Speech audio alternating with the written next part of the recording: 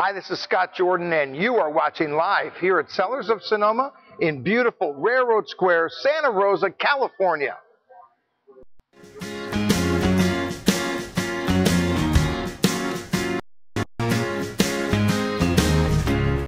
I'm not surprised, not everything lasts. I've broken my heart so many times I stopped keeping track. Talk myself in, I talk myself out. I get all worked up, then I let myself down. I tried so very hard not to lose it. I came up with a million excuses. I thought of every possibility. And I know someday that it'll all turn out.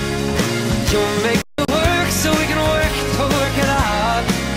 And I promise you, kid, that I'll give so much more than I get.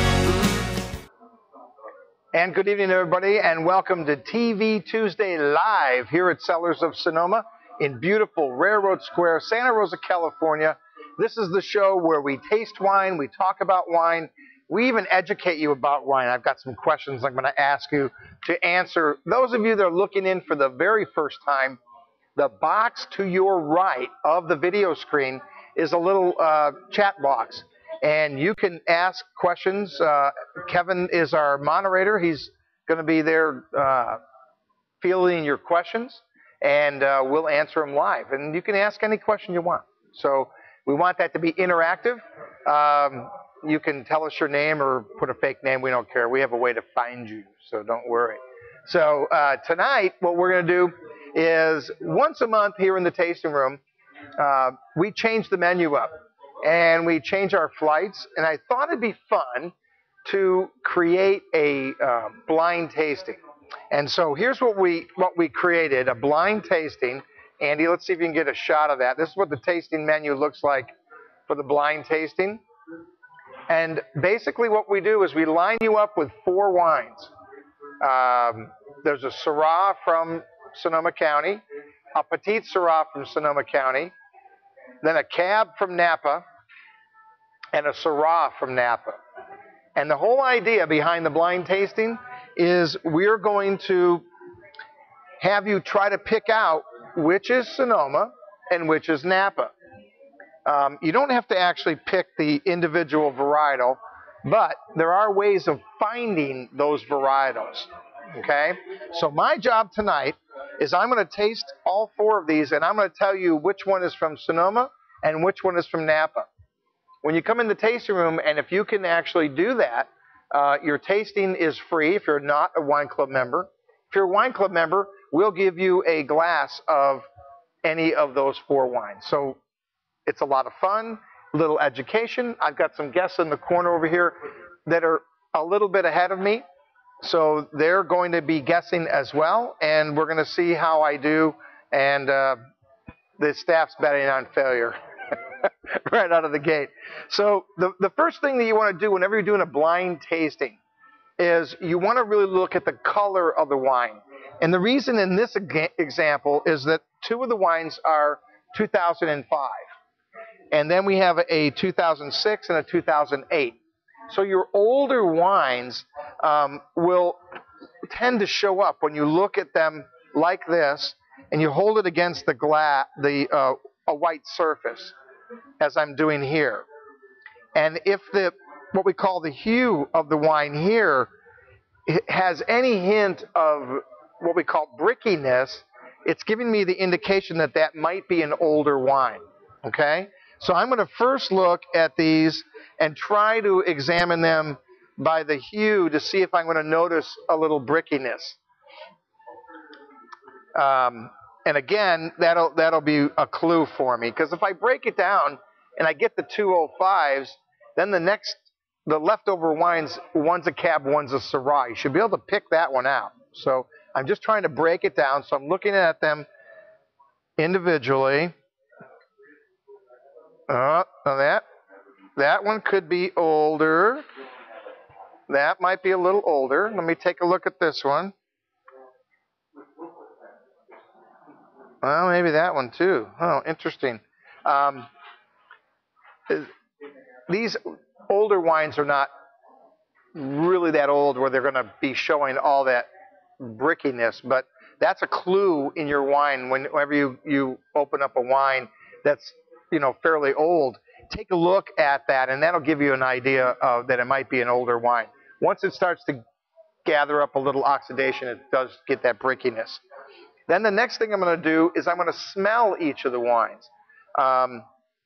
Now, it may or may not help me now because I've got two Syrahs, so you're going to have some similarities. You've got a Petit Syrah. The only one that really should stand out is the Cab.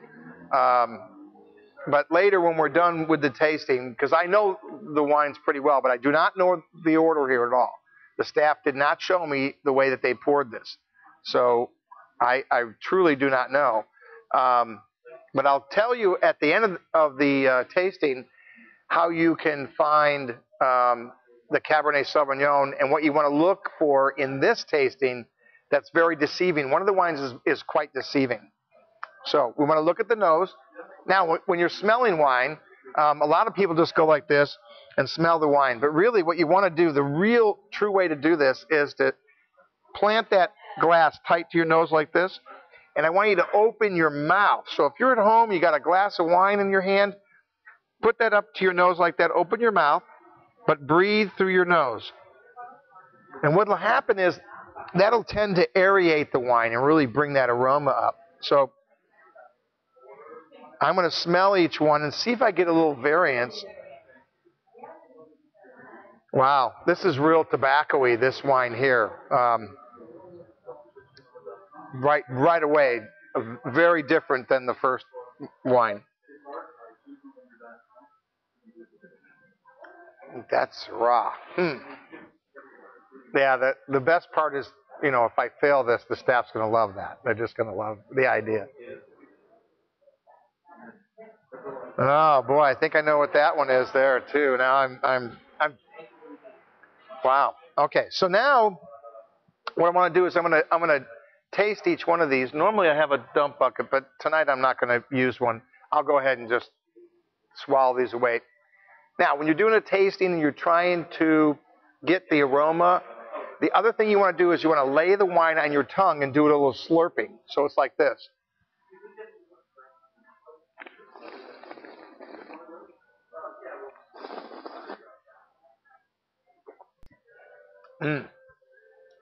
Ooh, that's yummy. By doing that, you're adding a little more air and bringing a little more of that aroma up. Hey, Kevin, would you give me the small dump bucket? Because I probably should spit these out because I'm going to hit these a couple times.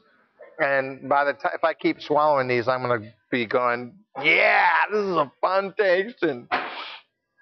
Okay, so let me introduce the wines that we have. And again, gee, could get one a little bigger. Yeah. Size of Kansas. The first wine in our list here is James Family Cellars. It's their 2008 Mounts Vineyard Dry Creek Valley Syrah. So that's the youngest of the wines. And then the second one is Gann Family Cellars, one of the 05s. There are two 05s in the tasting.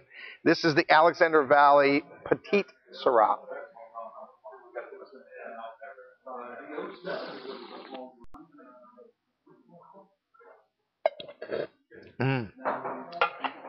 Ooh, I like that.